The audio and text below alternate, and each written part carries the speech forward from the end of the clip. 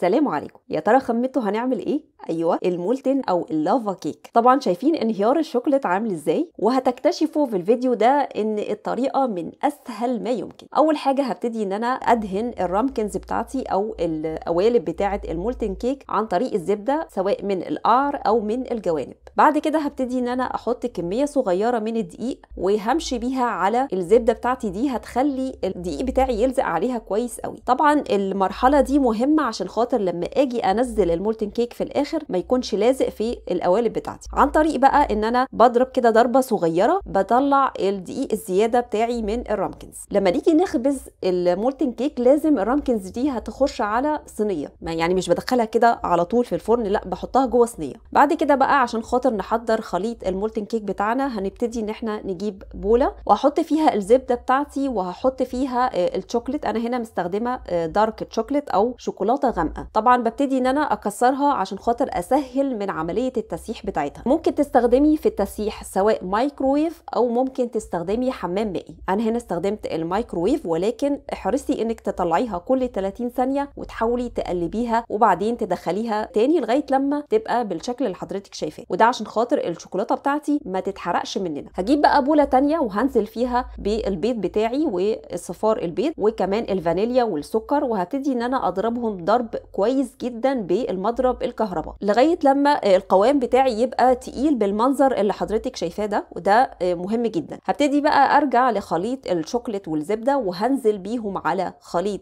البيض بتاعي، وهنا هنبتدي ان احنا نقلب بطريقه الثاني كاني بتني العجينه على بعضها، وده عشان احافظ على الهواء اللي انا دخلته عن طريق المضرب. لما اتاكد ان الخليط بتاعي اندمج كويس قوي هبتدي ان انا احط بقى المكونات الجافه وهي الدقيق والنسكافيه والملح. النسكافيه والملح هنا بيكون يعني سبب اضافتهم ايه، ان انا بس ببرز بيهم طعم الشوكولاته اكتر. هبتدي برضو ان انا اقلب تاني بطريقه الثاني. هحاول هنا اوضحها بطريقه اكتر، ان انا ببتدي من نص البوله بتاعتي وبتني العجينه على بعضها، وفي نفس الوقت ايدي التانيه بتحرك حركه بسيطه. الطريقه دي بتخلي قوام الخليط بتاعي في الاخر صح بالمنظر اللي حضرتك شايفاه كده، لانه لو خفيف يبقى حضرتك قلبتي غلط. هبتدي بقى ان انا اخد الخليط بتاعي وانزل بيه في الرامكنز اللي احنا حضرناها في اول الفيديو، وهبتدي ان انا بس اساوي السطح بظهر معلقه وهنحطهم على الصينيه اللي احنا اتفقنا عليها، وهدخلهم الفرن المسخن مسبقا على 230 درجه مئويه. بتاخد حوالي مثلا 11 دقيقه، وطبعا للفرن بتاعك. اول لما يخرجوا هسيبهم دقيقه واحده فقط، يعني مجرد تهدى، وبعدين هبتدي ان انا اقلبها. قبل ما اقلبها بحاول ان انا اتاكد ان هي يعني مش لازقه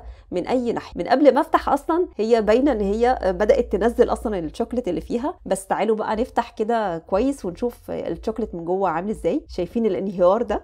حاجه كده يعني وهم. هتجربوها وهتعجبكم جدا، لانها من ابسط ما يمكن ومن احلى ما يمكن.